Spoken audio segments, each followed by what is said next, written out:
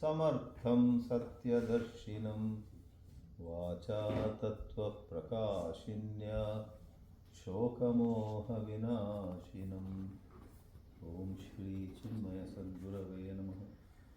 ॐ श्री कृष्णाय नमः। Basically, the idea was to meet some of you whom I know directly or through parents and so on. But then I'm speaking now not with an idea of, okay, let me give a lecture to all of them. But I think having come together, it's really good to apply our minds to some thought about life. I'm especially addressing the younger people here, and all of you are very busy with your work life, profession, building your career, and understandably, a lot of your time and energy goes in doing things at your jobs. But you know in your heart of hearts that life is much more than job, much more than earning, much more than, the career and arriving somewhere in a materialistic point of view. Money, for example, everybody needs. Sometimes Swamis are going around asking for more money than all of you collect. To build an ashram or some such thing. Nobody denies a place for money. But Swamis or everybody else have to admit when the question comes, is happiness coming from money and money only? Anybody who thinks a little knows that while money and position and social status, etc., have a place, happiness is very elusive. How to maximize our happiness. So, Shamala and Nalini Amma and Shamala's sister Shantala often, not often, every time I go to Chicago, I don't go very often, but whenever I go, she holds a satsang at her place. Her elder sister is in Chicago, Shantala. Those days her father Sadananda was there. This little garden is named Sadananda Garden, small pretty garden. He was very enthusiastic worker of Chinmaya Mission. In fact, he used to welcome Swamis, Karnataka Chinmaya Mission head Swami Brahmananji, and then later on younger people like me. So, because I took their names because they are connected to Chinmaya, I also learned all fundamentals, basics from Chinmaya. Later on I have been attracted to certain other great mystics, among them Ramana Maharshi and Jiddu Krishnamurti may be mentioned, J. Krishnamurti. Manas might know the Valley School that runs under the canopy of Krishnamurti Foundation, India. So since there is a Chinmaya background here, let me tell you what Swami Chinmayananda used to say about happiness. I guess some thought like this, some discussion afterwards. I'll speak for some time and then let's interact a little. Please feel free to ask even, questions which might embarrass me in your opinion. Oh, this might embarrass me. He may complain then to our parents. Your daughter came and said this, your son did this. Don't worry. If you want, I won't tell anything about your visit. Feel free to ask any questions later. Feel free to express your opinion on the topic. But to share some thoughts on happiness, he made things a bit simple. He said, happiness is the ratio of desires fulfilled to desires entertained. Don't take it as the ultimate word on happiness. Happiness is a topic where nowadays some universities are offering courses. I heard Columbia University in New York offers a course on happiness, and that's a much attended course. A lot of people, students take that, I believe. So, desires fulfilled divided by desires entertained. Now, all of you know the basic mathematics. If something is n by m, x equals n by m. To increase x, you can increase n, the numerator, or another way of increasing the value of x is decrease the denominator. So it is rightly said in spiritual discussions, have less desires. And what happens is, to reduce your desire adds to the list of desires. That is also a desire. I must reduce my desire. I have 108 desires I have. 109. I must reduce my desires. It's not easy to reduce desires. But there is some truth in what he said. If somebody has less desires, somehow it happens, he doesn't have much desires. Then the denominator, that is desires entertained, becomes less. Someone has only 10 desires and she fulfills 7 out of them. That means 70% happy. And somebody has fulfilled 70 desires. This girl has fulfilled 7, but this other girl has fulfilled 70 desires, 10 times more. But how many desires did she entertain? 1030. Then 70 out of 1030 is what? Less than, not even 10%. So simple mathematics.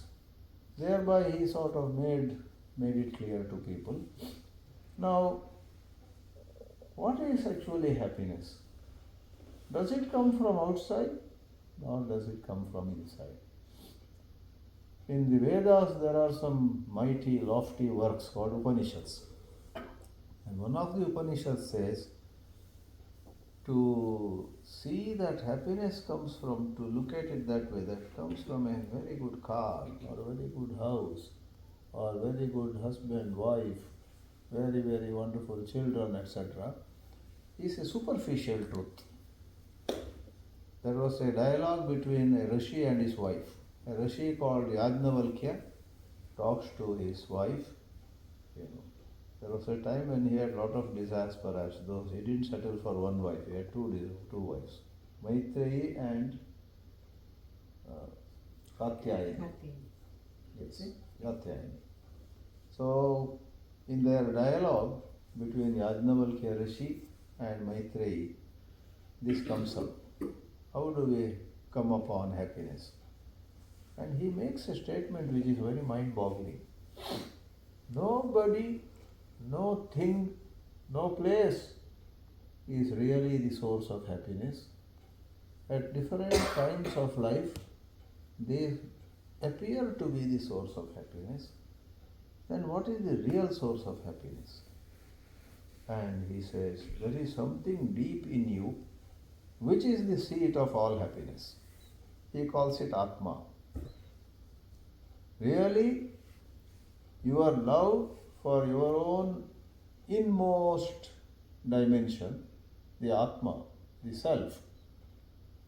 In Vedanta, the Upanishads, we put the first S, letter S in uppercase. Uppercase, then ELF.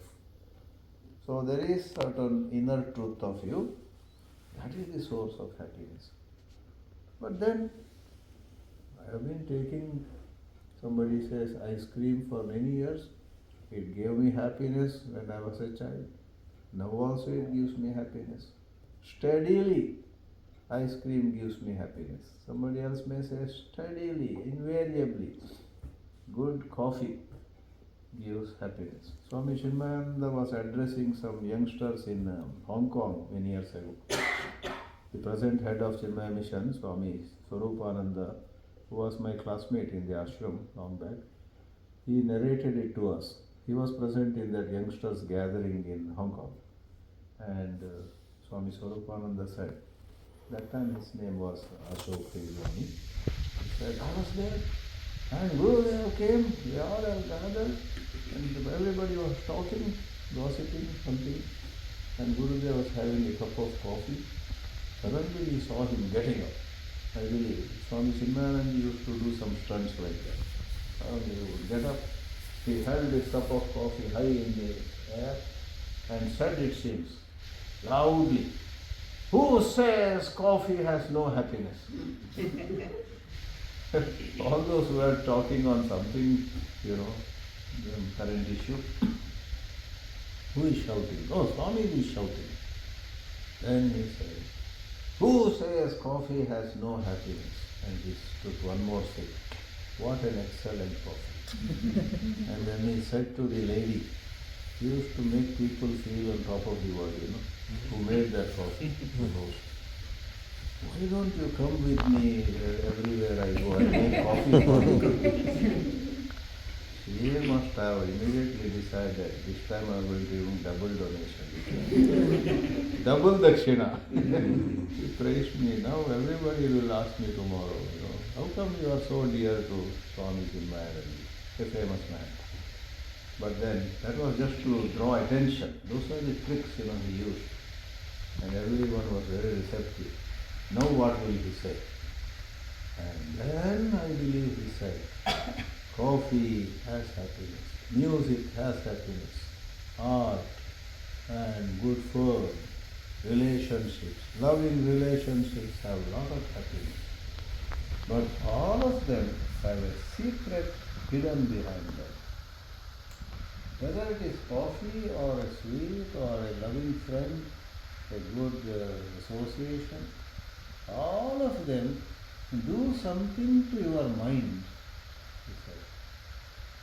Your agitated mind, or your mind which was feeling lonely, your mind which was remembering some unpleasant incident of the past and crying over it, a disturbed mind, whether it is a good companion or ice cream or some prize you won, no matter what it is outwardly, they do one job, they quieten your mind. And when your mind is quietened, he reveals the truth. That is what is said in that Upanishad. Your mind is quietened, then you become, or you come to touch with your own pure self. Deep inside you, you are of the nature of happiness. It may be hard to believe, but this is the truth, he said. It's hard to believe it, normally. But the science of the Vedanta says, one proof of your true nature being happiness is when you fall asleep, when you fall deep asleep, no dream also. It is a very, very perhaps happiest time. Even a criminal who has murdered 3 people just a while ago goes to fast sleep, people say, now sleeping like an angel. Every one of us, child or adult, men or women, we experience happiness in deep sleep. Once somewhere somebody, said to me after the lecture, Swamiji, I used to come regularly to your lecture. I used to get such good sleep. But I have a complaint. This time I didn't get sleep, Swamiji. You didn't speak so well this time. I didn't get sleep at all. But Swami Chinmayananda had trained us to meet such situations. Immediately I put my hand on his shoulder and said, don't worry, I have an alternative. If you didn't get sleep during my lecture today, I have written some books, you buy them. They are next best thing. Tonight, if you don't get sleep, read my books. You will get wonderful sleep. Now the book doesn't give him happiness. The book, being so boring, so philosophical, gives him such tiredness. He leaves the book and sleeps. And when he sleeps, what happens? His mind becomes quiet. And where is happiness coming from? No sweets, no ice cream, no loving company. It is natural to one. So that's the whole science about it. And in science, in the science in the university, so much study is going on. How is happiness created? But let me now come to the practical side of it. These objects of the world, or for that matter, people.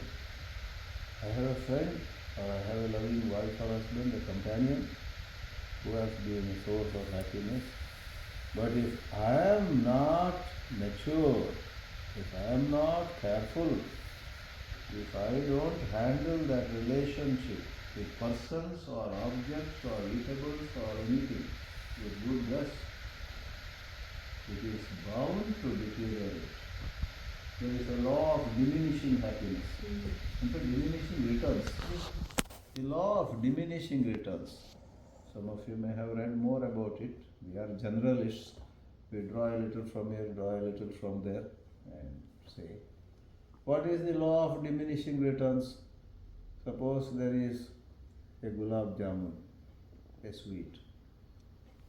First one makes us so happy. Seeing us very happy, the host, let us say, gives, since you enjoy this, take one more. Oh, thank you. Second we take. Then the host closes the door and doesn't allow us to escape. Gives us a fourth. You must eat. Fifth. Enough. You must eat sixth one. It is my birthday today. This is for my sake. And this is for his sake. This is for her sake. Then won't you say, for God's sake, don't force them. The first gulab jamun gave so much happiness. The second one, third one, that's called law of diminishing returns. In business, everywhere. So, the secret of happiness is, well, to an extent, let us agree. Those who have a wonderful house are likely to be happy, are likely to be happier than others. Some other house may have some problems, leaking roofs, or neighborhood is not good, and so on. Someone who has a wonderful house in the best neighborhood and no problem anywhere, definitely in that respect she will be happier. That's fine. So, relationships also. But then, managing the house, managing relationships, managing objects, managing our ability to enjoy a sweet, for example. We must be in good shape, health. Therefore, to be truly happy, while you and I may continue to pursue sources of happiness, as we know, to the best of our knowledge, equal importance is to be given to self-management. If I have found that money has been giving me happiness, it's absolutely logical and fine that I continue to ensure that income keeps increasing. Common sense. But that is one side of the story. I have to work towards self-management. What is self-management?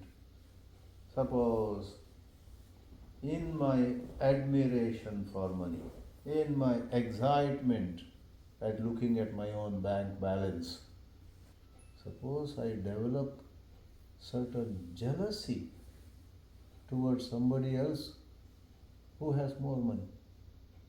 Suppose I develop an inferiority complex when I meet with people in a party or get together who have more money. I walked into the party thinking, I got a raise now, I earn so much. Then I find half the members in that gathering have, let's say, 10 times more money. And suppose my heart sinks. It is simple logic that it is not just the difference in income, but it is psychology. Somebody's income is 10 times mine, I feel, or I know, and somebody else also knows that that person's income is 10 times this person. Do both of us feel equally depressed? One may feel depressed, another may ignore it. Oh, yeah, I don't have to compare myself with him. I am comparing myself with how I was before. I earn more than what I earn, or I have more than what I need. So there are other lines of thinking. Let me tell you, my friends, spirituality essentially is the art of understanding how desire, anger, jealousy, etc. work. Understanding how insecurity develops. How you and I, despite having a lot, may sometimes feel we are such a failure. And in some other place, despite having very less, we feel on top of the world. There is a popular story. A king, I believe, developed unbearable back pain. And then all kinds of medical systems were used. Allopathy, homeopathy, Unani, this, that, alternative systems. But his back pain did not go. Finally, in good old stories, you have Raj Purohit, some wise man, the advisor to the king, maybe prime minister. He said, "Oh, king, I know this, I have read about in some strange or rare shastra it is written, scripture. Your back pain will go if you wear the shirt of a truly happy man." Very strange. You don't have to believe in the story. There's a message coming along. Really? No, that should be no problem. I think I have one right in front of me, the king said, while nursing that pain or bearing with that pain. You are a very happy person. I always see you happy, Rohit, the advisor. He said to them, that's nice of you to say that. I'm happy to hear that.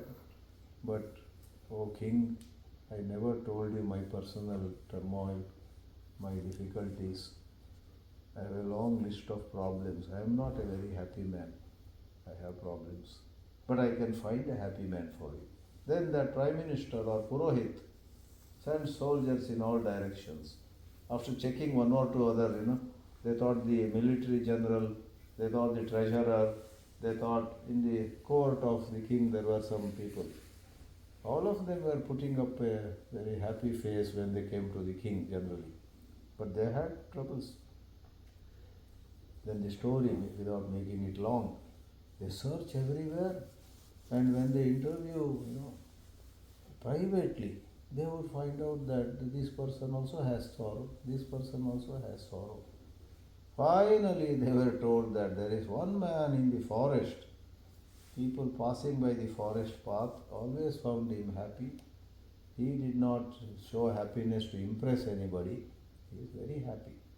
Then they said, okay, let's go.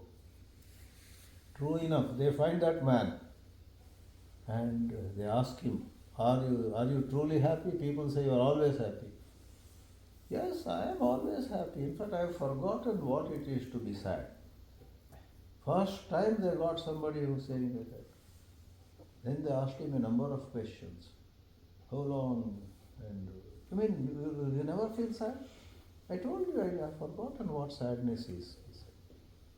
Then they said, please give us your shirt. Our king needs it.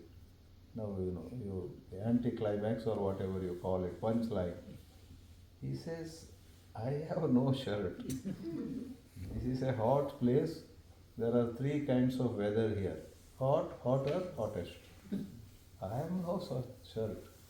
If you had asked me for anything else, I can give you. But shirt I don't have. And generally we somehow, make the story end on a happy note. Exactly when they found him and he said, I have no shirt, the king over there in the palace became miraculously free from all pain. But see, he had nothing, but he was very happy. Now, I must admit, I don't deny that some of these stories are very idealistic. In real life, it may not be so. So I would practically agree with you, because these spiritual teachings say, money cannot give you happiness. Sometimes such sentences come. Don't be irresponsible with money. won't be, but still in some excitement. Don't just squander money, handle money carefully, handle your other, you love music, don't throw away all your, nowadays no discs, no CDs, no pen drives, whatever, don't delete your nice collection, keep them. But the whole thrust here is happiness depends not only on what you enjoy, happiness depends upon yourself, who you are, how much understanding you have of yourself. And last part of my talk I will touch upon something. There is a lot of emphasis in general spirituality on should. You should be content. You should not have too many desires. You should respect elders. You should not drink alcohol. You should not smoke. You should not. Some 20 shoulds and 20 should nots. Well, they have a certain place, but I have been carefully using the word. If you noticed, you should understand yourself. If you go to the higher levels of Buddha, Mahavira, and in the Vedanta, deeper dimensions, the Hinduism has a lot of things. It's like a pyramid. If you go to higher portions of the Hinduism, you will find Shankara. Shankara wrote on many things, many teachings, because he took upon himself explaining everything in the vast body of Hindu scriptures. You have Gita, you have Ramayana, you have Puranas. Hindu scriptures are countless, and there are so many topics covered. So he took upon himself the task of showing where everything fits in. And Shankaracharya, not the present one, Adi Shankaracharya of 8th century. When I study scriptures, above anything, I study Shankara's commentary on Gita. I study Shankara's explanations on Upanishads, like this Yajnavalkya Maitreyi dialogue. Shankara has written. In fact, recently I taught that in San Jose. He explains, when Yajnavalkya says to his beloved wife Maitreyi that happiness truly is in oneself, what does it mean?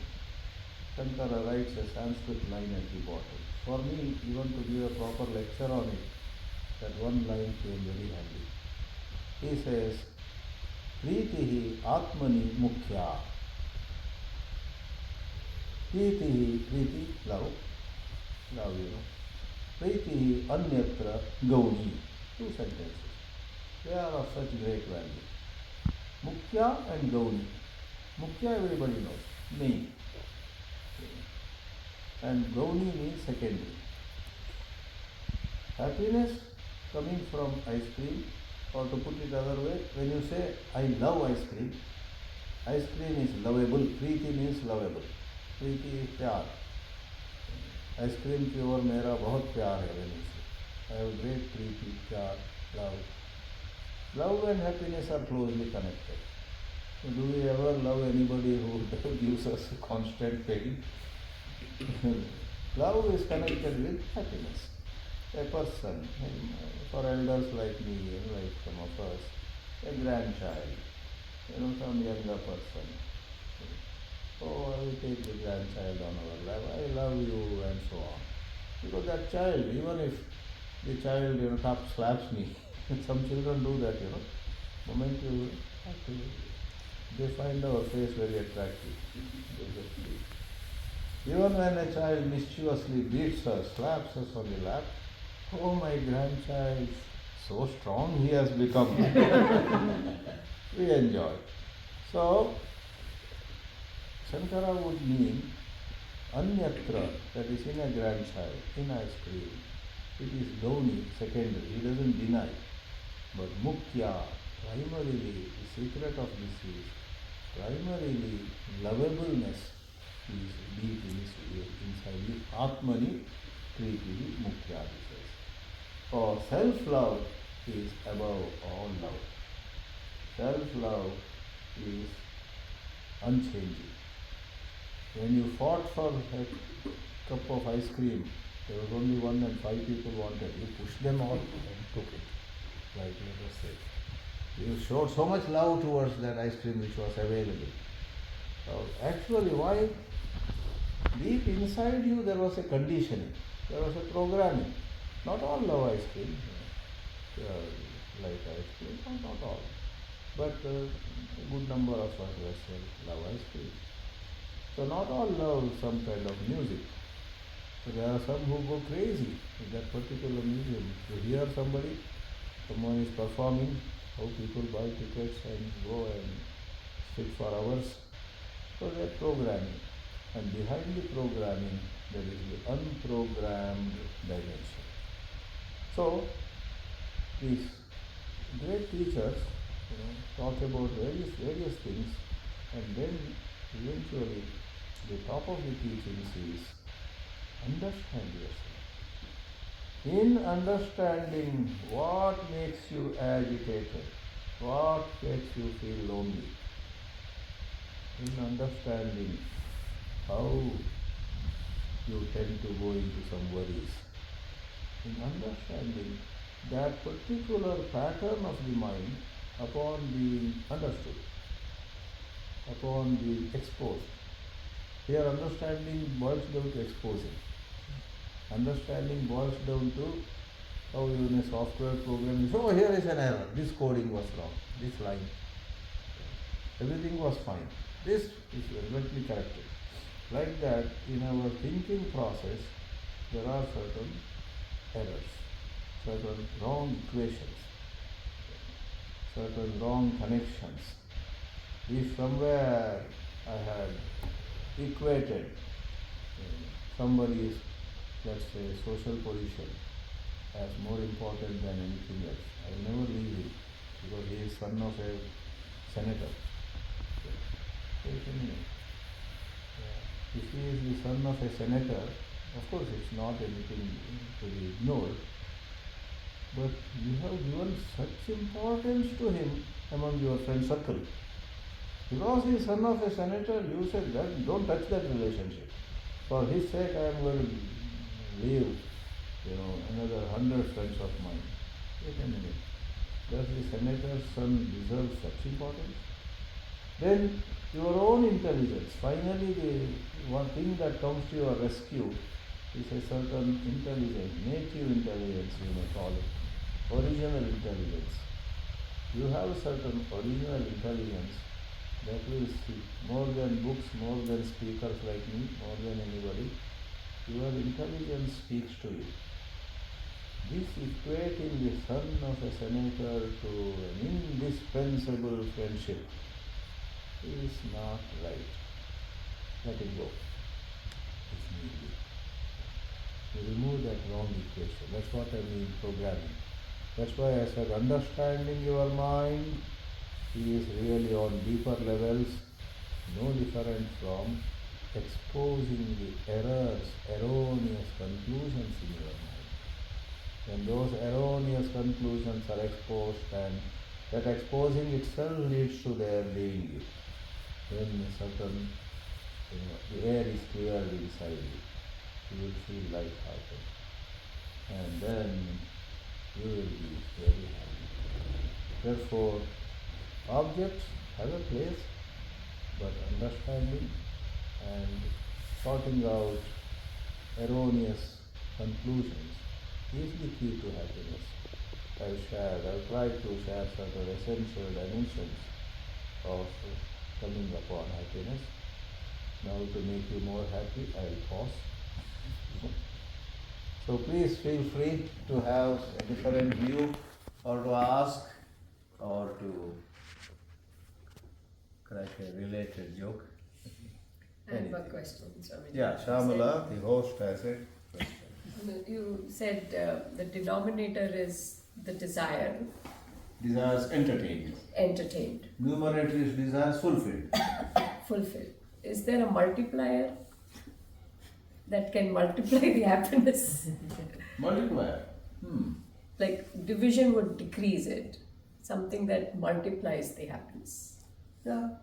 Like tenfold, fivefold. So it can be looked at in very many ways. At the outset, we already say if the ratio is m by n, multiplier boils down to increasing m. Oh. Yeah. You notice that among my friend circle, one or two are so good. They are very mature. It's not just on a materialistic note, but whenever I have spent time with her or him, it has been such a wonderful feeling. I come out a little wiser person. Multiply now. I have two more such friends. Associate with some such people. So increase the numerator more sensibly, more maturely. A scholar like me, I go on reading so many books.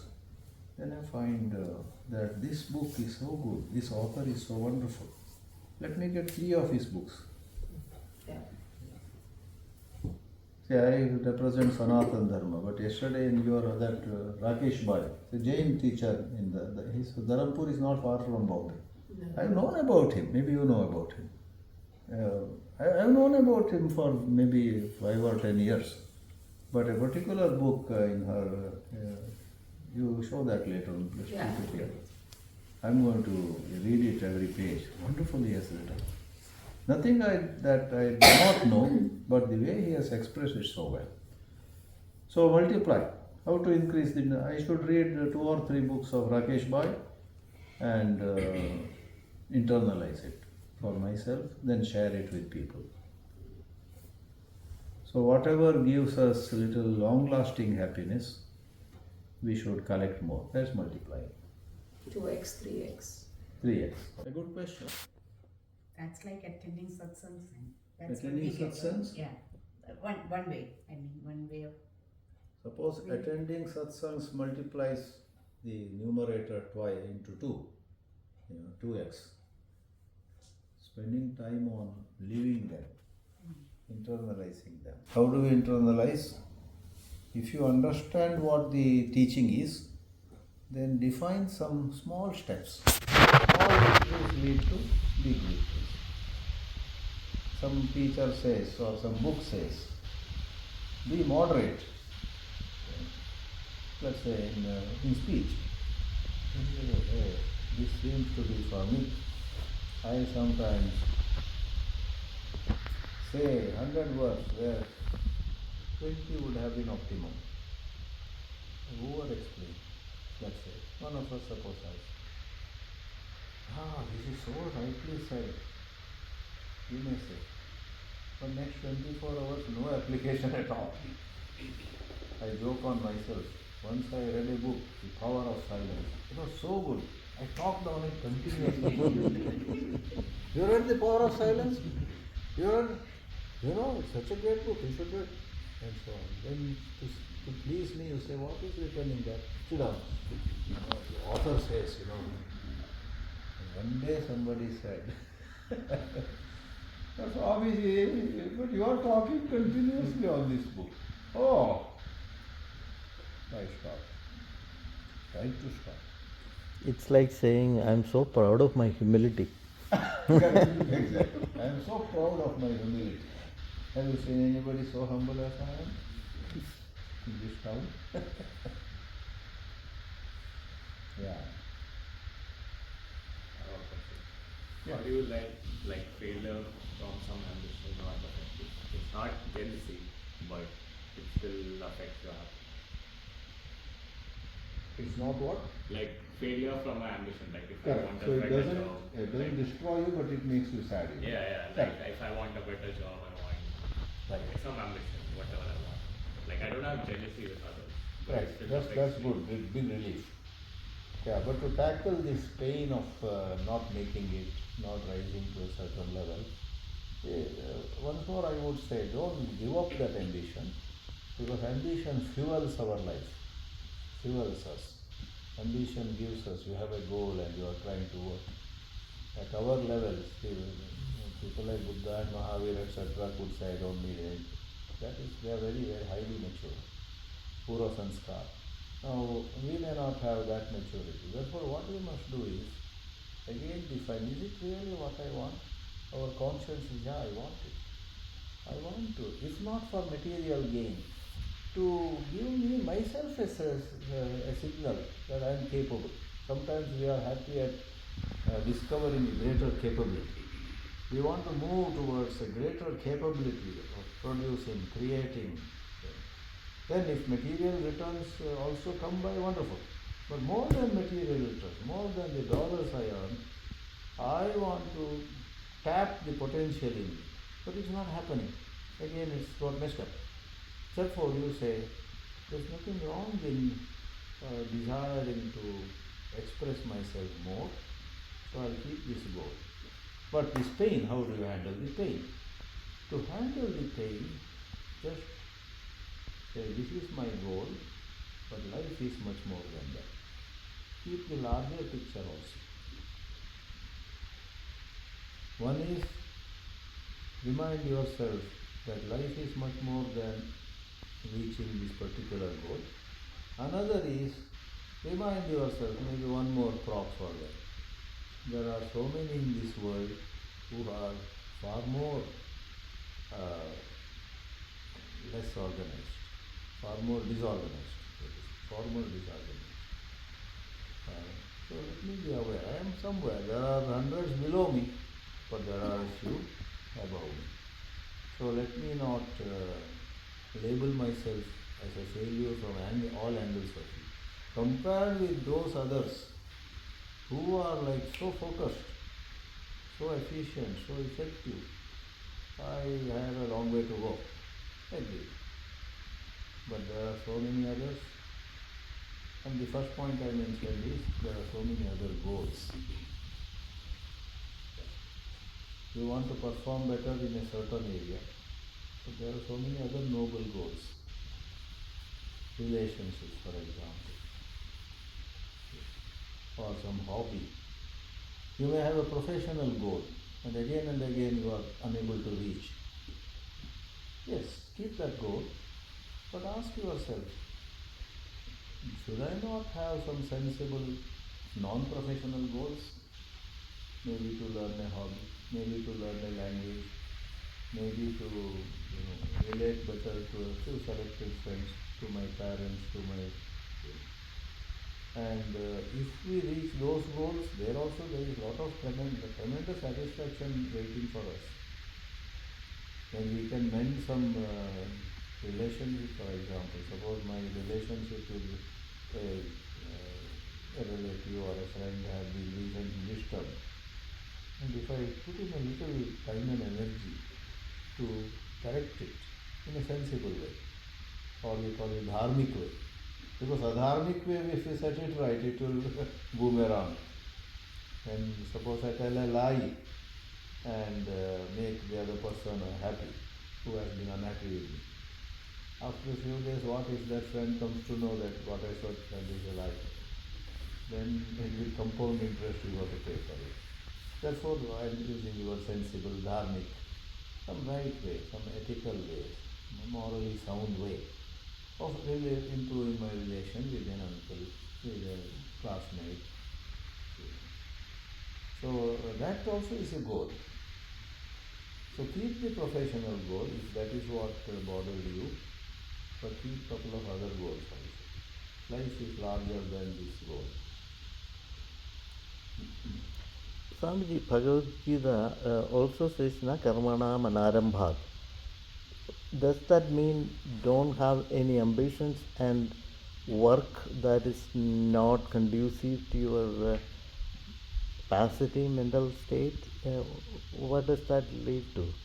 Because then is that something, I want to do something, and then, oh no, that's additional work, I don't want to get involved, engrossed in it, and then you withdraw? Is that So the whole sentence is, karmanam anarambhat naishkarmyam purushosmyati. There's a na in the beginning of the sloka. Na karmanam anarambhat naishkarmyam purushosmyati. By merely keeping away from karma, one doesn't come upon freedom. That is the whole. Naishkarmya is freedom. Naishkarmya is a synonym of moksha. Oh, that's a higher level. Yeah, higher level. Okay.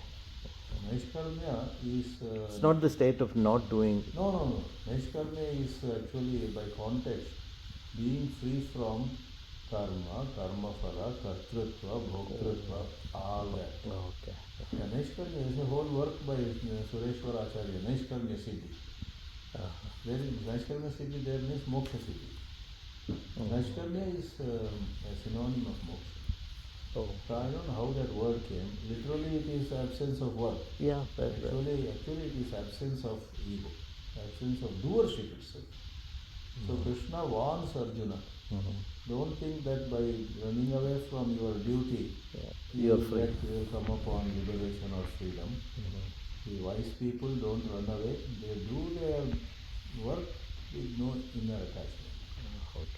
Karmanam arambhat naishkarmyam na ashnute. The na is in the beginning of the sentence. Karmanam arambhat naishkarmyam kurushnute na cha sanyasanadeva siddhim samadhigacchati. Double negative.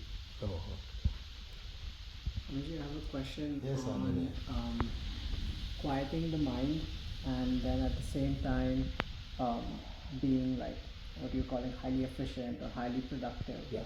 Like, it seems like contrary in some ways. Oh, right. I got your point. Yeah, and like, I'm just trying to like think about that in my mind. So I just wanted to get your perspective on that. So that's simple. The Shastras, the scriptures or the science asks us to quieten the mind in the context of unnecessary thoughts, unnecessary worries, unnecessary anxiety. Whereas, in order to be efficient, we need to have thoughts related to our duty. That need not be quieted. So I am trying to, I promised to, Jyoti has come from Vancouver. Suppose I have promised her that I will give to you a recording of this work. I have done it for Mukunda Mala. She asked for recording many years ago. I recorded. So I have a duty. Now a thought comes to me. Oh, I better record it and send it to her, audio recording. So Shastra doesn't say to quieten that thought. You should quieten that thought which is a sort of duty. Once I promised, it's a duty for me to keep the promise. So thoughts about our kartavya, our duties, are not to be quietened. But suppose I sit down, okay, here is the tape recorder, older days ago. I know to chant the 45 shlokas. When the thoughts come, the fridge has, I think, some ice cream. Why not I first eat it? That I should quieten. I eat ice cream, of course I know there is some ice cream, but later. Duty first. So we should train ourselves not to fall for some distraction. Sometimes it is pleasure, ice cream. Sometimes a negative thought arises about somebody. And we start grinding our teeth. That man said this about me. I want to teach him a lesson. And so on. So then I am not recording. I put the book down. I'll do one thing. I'll create some new email account in somebody's name and send it to you. Very practical. Oh, very practical. But they will find out. They will see the language. And today AI tools. Who created this AI tool may show. I don't know. So quieten the mind in the context of undesirable thoughts. And all of us get lot of undesirable thoughts or repetitive thoughts. Sometimes a thought is necessary, but we think of it so many times. Day and night. And quieten it. So good thoughts are not to be controlled. Duty bound. Krishna's teaching is mainly increase your duty consciousness, decrease your, he doesn't say don't go for pleasure, decrease your slavishness to pleasure. But and who is the judge? When we are slavish and when we are, legitimately desiring something. Your own conscience. And educate the conscience. Conscience is not a fixed thing. Conscience is also, raw, uninformed, and gross. When there is refined, well-informed, educated conscience. Scriptural study, discussion groups, attending a lecture once in a while like this, that does something to your conscience. The jihadi's conscience says, killing is okay. But a refined conscience, the educated conscience says, hey, no, what has he done to me? This guy has not done anything to me. Therefore, I would not kill him. So then there is some awakening. So therefore, what was your question? The quietening. Don't quieten all thoughts. In fact, moderation is the best policy. Sometimes you suddenly think, hey, I think this Saturday I want to watch a movie. And mind says, let's see which movie to watch. Then you will do some search. Which movies are available on Amazon or Netflix. I think this is a good one. Be moderate. It's nothing wrong. It's not criminal activity. Suppose you find yourself doing that only whole day. Then you say, hey mind, don't you have anything else to do? It's a moderation. In some measure, depending on age, depending on what situation. All of us need some dil bahalana, they say, in Hindi. All of us need certain things to feel lighter. So some enjoyment, some music, some chit chat with friends, making calls or receiving calls, fine. But imagine whole day, some people are all the time into WhatsApp. Therefore somebody said now human species is renamed. You are not Homo sapiens, you are Homo WhatsAppians. Did you hear that? Homo WhatsAppians. It hits us like a hammer, I spend a lot of time on WhatsApp. So I should reduce that. I should keep some time. In other words, in life, it's called Vivek. Viveka is distinguishing what ought to be done and what should not be done. So, in fact, checking WhatsApp is not wrong. Suppose there is something which is not at all important. A video of how somebody's birthday was celebrated. And I feel impulsive. I must watch it. Yeah, this, maybe it is something new. Maybe. That is to be controlled. Whereas you check WhatsApp and like somebody, she didn't come, right? Somebody was to come and she says, I'm not getting the place and the address again or something. Suppose, I'm constructing an example. That's an urgent need. There I can't make a rule. I've decided not to check WhatsApp till 9 p.m. Poor Siri, her name is Siri. I don't know, she should have come by now. Maybe one young lady was to come. So that's Viveka. Hey, this doesn't take much time and it's important. She's on the way stuck somewhere. She got deleted, the address got deleted, let's say. She came up to Samamish somewhere, but that particular message by mistake got deleted. Then I may even call, Siri, yeah, come. I'll give it to Shamla, she will tell you, or we'll send the message. So Viveka, what to encourage. So this deciding where we are overdoing and where it is okay. Only it's Viveka. And for the Viveka to operate, you and I need to be moderate, some exercise, enough sleep. Sometimes we do and I don't sleep enough, we go berserk.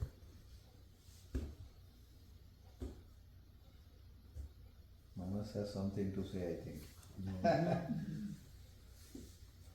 No, I'm a poor sleeper, that's all. He doesn't sleep enough? Oh. But there is a sloka in Gita. The yogi keeps awake when all others are asleep. Both yogis then. And And there's a second line to that sloka. I can show you that sloka. When all are asleep, he keeps awake. And he sleeps when all of them are awake. Then we are definitely both yogis.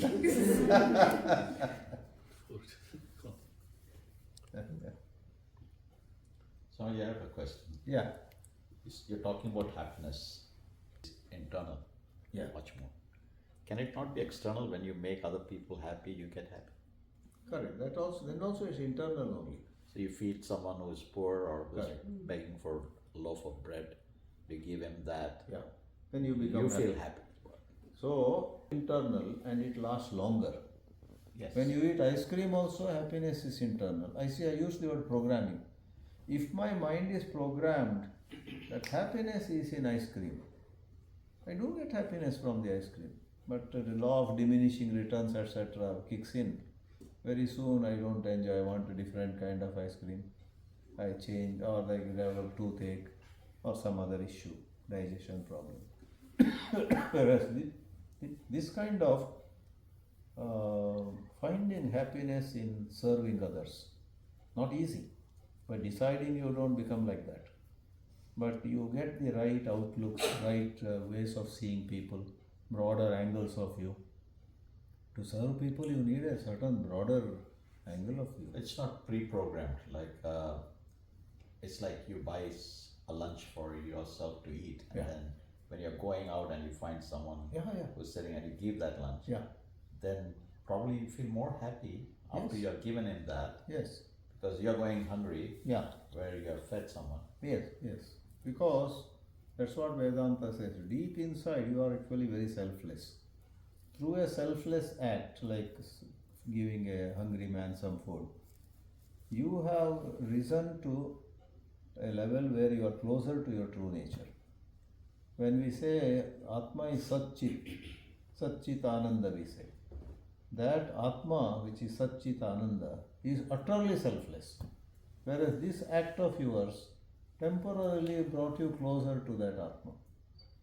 It is the Atma's quality to be happy by serving others. Same thing with God. Suppose you do japa, you do some prayer and find happiness. Then the science has this to say, that you got closer to your own true nature. This was a tool, love of God. Yeah. So in a range of causes of happiness, happiness found in service of others is of a higher kind. And it's long lasting. And I read a research where university students are asked to narrate their experiences of last few months or few years, and many people forgot about several vacations they took and several things they did, but many of them remembered how they did some service seva work in different countries or different societies, and then they listed them. Yeah. But the assignment was to write about all their travels in various parts of the world. But many of them had actually forgotten the fun time they had. Short-lived. Yeah, I think I listened to a person who was talking about positive psychology, and which university I forgot. It was an actual experiment a professor did. Yeah, and they came. The conclusion was the altruistic activities create happiness. Everything can create happiness, but then last memory of that lasts long. Correct. True. Very interesting. I didn't know this way of looking at it. Yeah. Because you that makes sense when you think about it. Yeah, when I went there, that was a very happy moment, right? Yeah. But Swamiji, the problem is sometimes this, of course when we serve somebody we feel happy, but it comes with a sense of doership, or then we got to bring it back to saying it's a thank God that I was able to do it. Is that? So you mean some sense of doership or some pride? Right, yeah. I mean, not to brag about it, but I give somebody. Correct. Some. So it needs further purification. The very fact that you help, let us say, people on different occasions, the goodness in it doesn't become less if you carry some pride. Okay. There is some goodness. But if you were to remember with no pride at all, then that's even higher. Just as a very act of giving, I give somebody some help. I can do it in two ways. One is I give and he smiles, I am happy. Nothing more.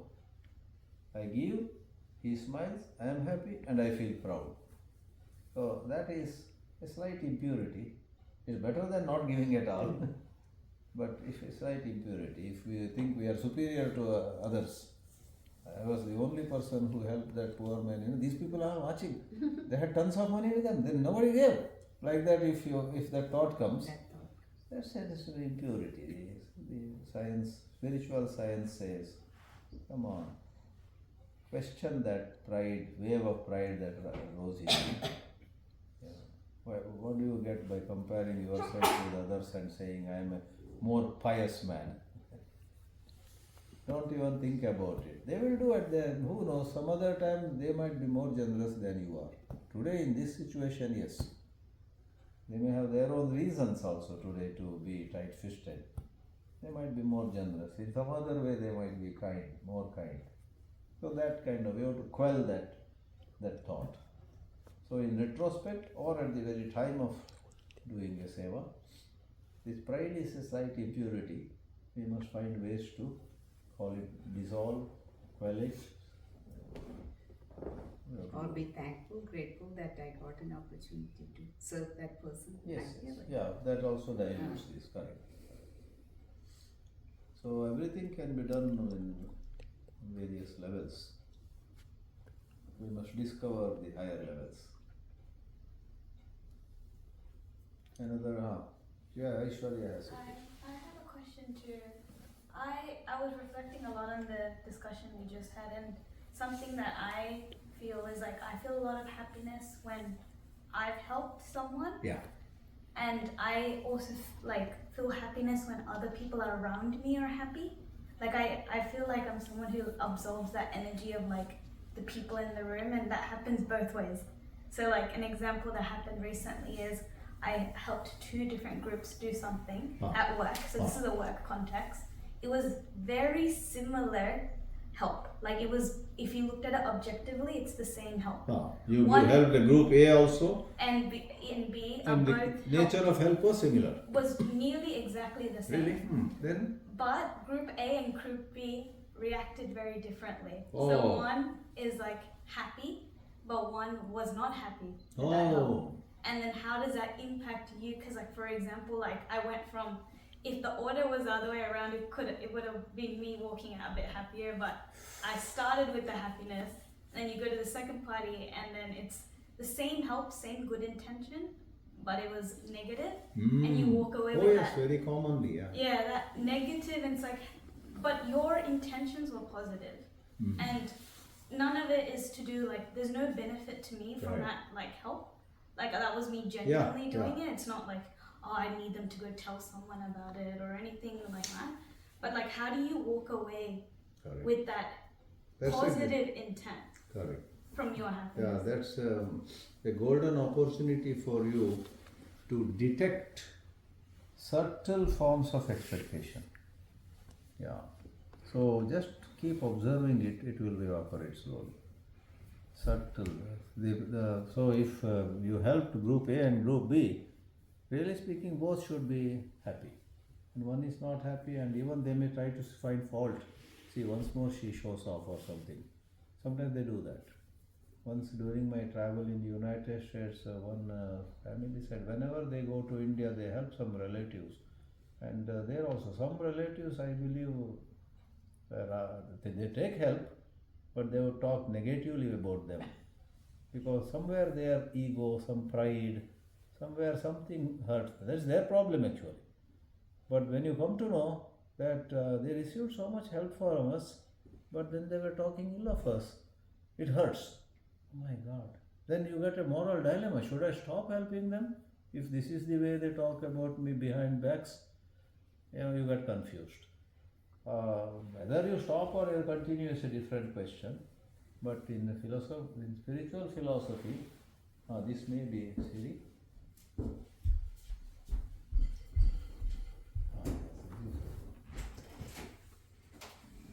I gave a talk on happiness and how to maximize our happiness. So there's some interaction going on.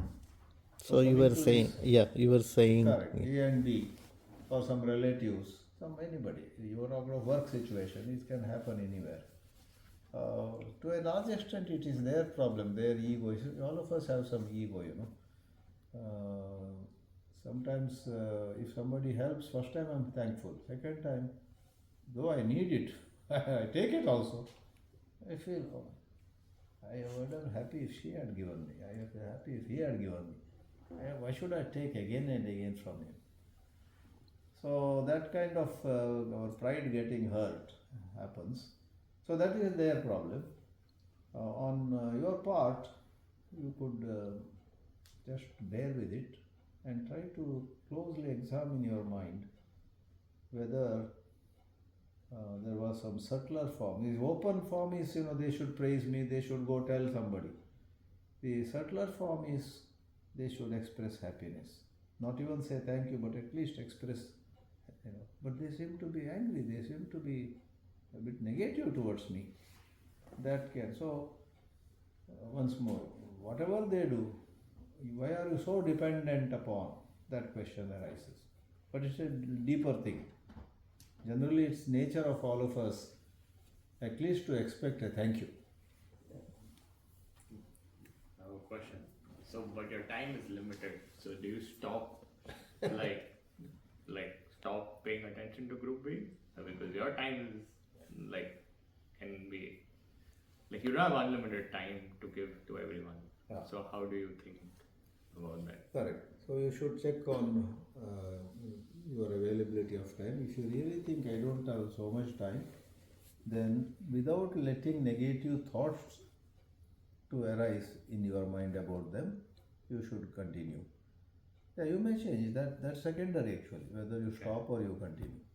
But more important from a spiritual point of view is be free from negative energy.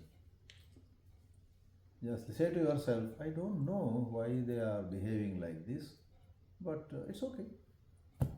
But meanwhile, since these people have not been appreciating it so much, I'm nobody to judge them, but I think I will help somebody else now. There is not even a thank you note. It's okay. See, when there is not even a thank you, there are two responses possible. One is you fret and fume. How selfish they are, how egocentric they are. They didn't even say thank you, to fret and fume. Another is, it's very strange, they did not even say thank you, but it's all right, I don't know. I don't know why they behave like that. But I think I will help somebody else now. Do it without any negative judgment about them. Sometimes just to let go of possible negative judgments gives us a lot of inner peace. Because negative judgments sort of drain our energy. But then that's when somebody comes and, I told you they won't appreciate your help. I told you. But then you get into a discussion, yeah, you told me. Yeah, you are right. Then you take pleasure in labeling those people as utterly, what do you call that? Namakharam, utterly ungrateful people. Yeah, we have somebody in our town who's so ungrateful, we take pleasure in gossip. So all that is waste of energy. Better to say, I don't know why they are behaving, but I am going to change. But Swamiji, it's easier to say that, but Yeah. the forgetfulness nature of human things, they vary from people to people. Yeah. So how do you improve on that? Forget, I really forget. You have to forget, because if you don't forget, then it's going to be, Yeah, as you mentioned, to be in your Correct, heart. You correct. keep them up. How do you forget that? How That easy it again is? comes to mind management. So there are some exercises, for example. That's how some breathing exercises, and in devotional verse, japa, etc. help. Spending time with nature. Because these memories rising and again are the result of you don't have some other engagement. So, in breath observation, pranayama, etc., you engage with the movement of breath. When you are with nature, you engage with God created plants and trees and birds and so on. If the mind is engaged in something healthy, then it will not go again and again to that sad memory that these fellows did not thank me and so on. Yeah. As though there is an inner expansion. Music, sitting quietly, you don't have to always go out. Sit and listen to preferably instrumental music or something. Because these songs with lyrics, they distract you in another way. Because lyrics have some meaning, some romantic or something, Then they hijack you in another way. So they say instrumental is better. Swamiji, is it also not about the control we have on what is happening outside of your realm? Because, in her example, one group had happiness, the other group didn't happiness. Both actually were outside of your control anyway, right?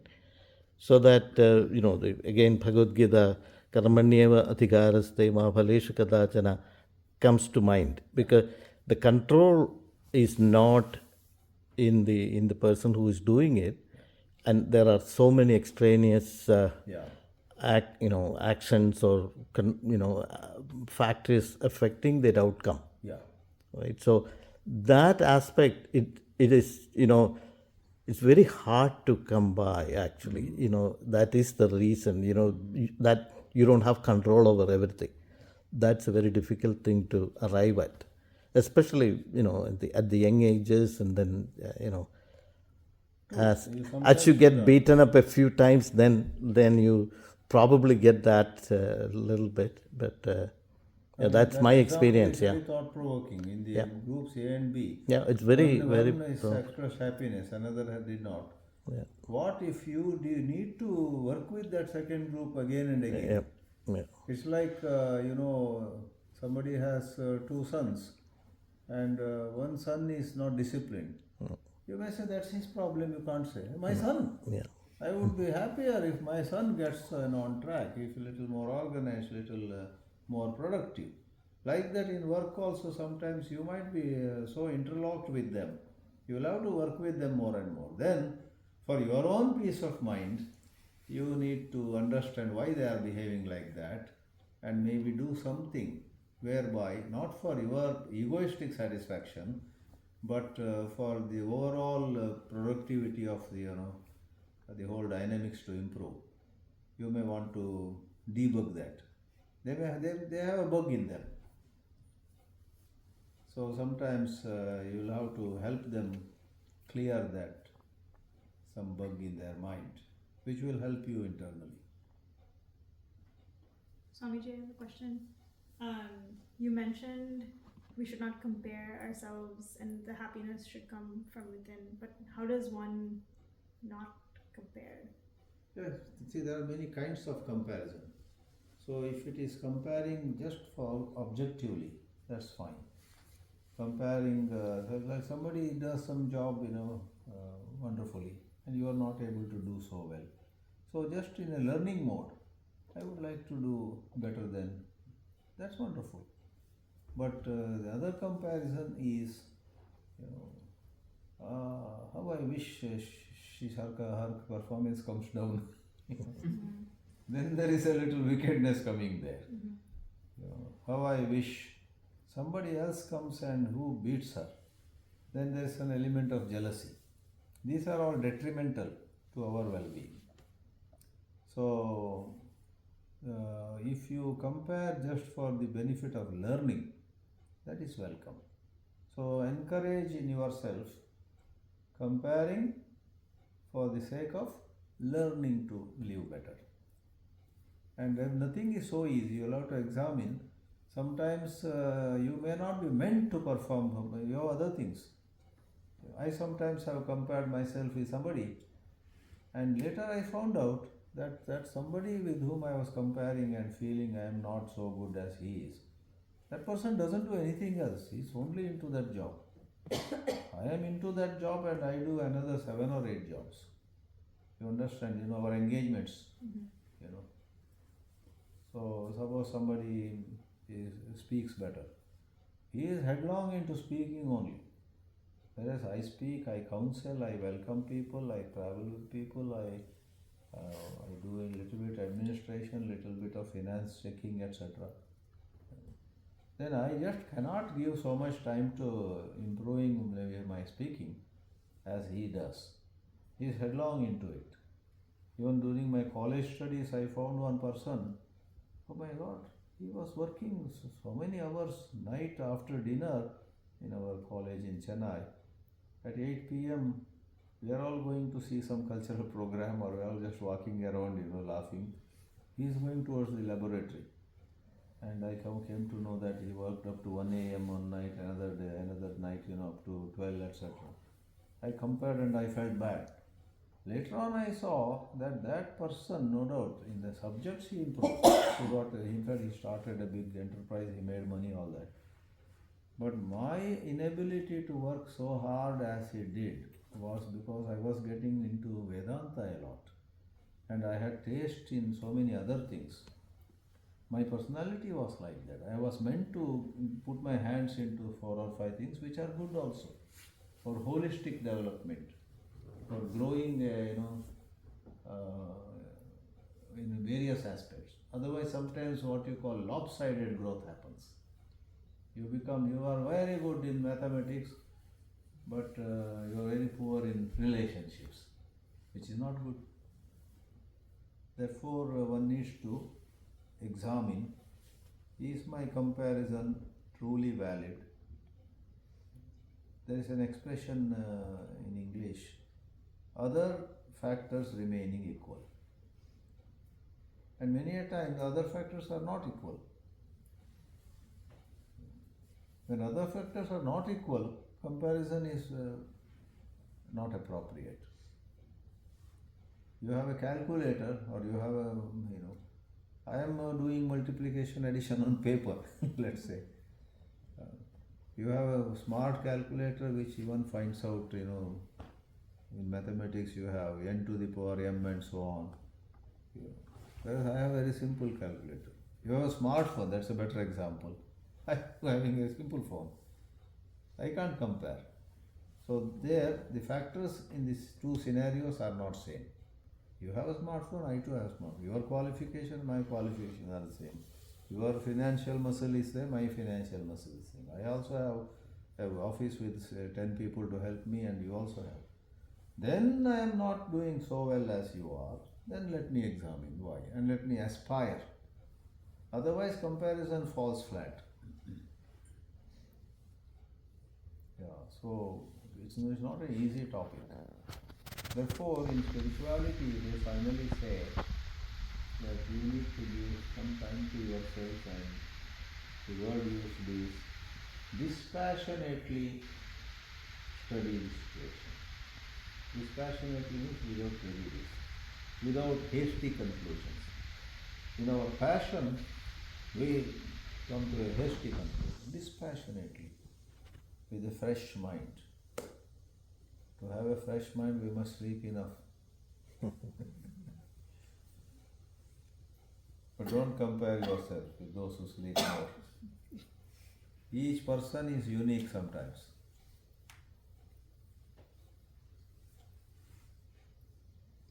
We will give you the recording of my talk, so you can. Yeah, I can do that. But offhand, if you want to say something or ask, you are welcome. Our talk was mainly about happiness is not just outside, it is how we manage our mind. If our mind management, self-management is good, then even the outer objects which we are giving happiness to us, can give more and for a longer time. If we mismanage ourselves, then same objects which were giving happiness, same persons who are giving happiness to us, cease to give, or they give much less because we have mismanaged ourselves. So self-management and ensuring that we have enough money, enough ice cream in the fridge outer management. They go hand in hand. That was a point I tried to highlight.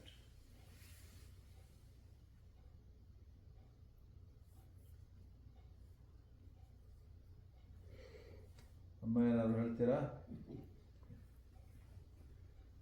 You wanted to sing a bhajan? No, not that I wanted to. You asked. We can end it with any bhajan singer here among you? Anybody else? Anybody can sing. Yeah, we can I have a sang Gurudev Gurudev bhajan. Please sing. Right. Yeah. They have 5 of them have come from Vancouver today. 5 plus 1 from outside. He's from our country. So 6 of them are not from Seattle. I should include myself. 7 of us. 7 of us are not from Seattle. All of you are Seattleians, or what do you call it? Seattle. Really? Seattleite. Seattleite. Seattleites. Yeah. Oh, Seattleites. Don't take them light, right? So, Jyoti Verma from Vancouver will sing a short bhajan. After that, we can have informal discussion with our food, etc. I'm around. Please. Gurudevaya Namo Namah. Gurudevaya Namo Namah.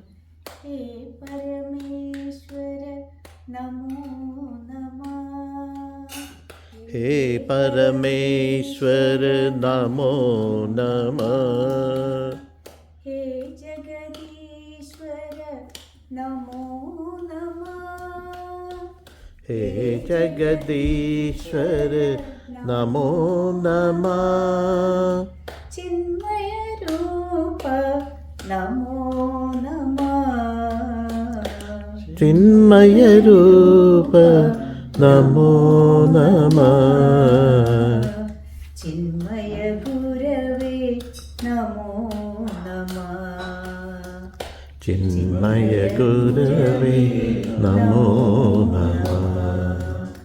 Gurudevaya Namo Namah. Gurudevaya Namo Namah. Sadgurunatha Namo Namah. Sadgurunatha Namo Namah. Shri Gurunatha Namo Namah. Shri Gurunatha Namo Namah. Jaya Gurunatha Namo Namah. Jaya Gurunatha Namo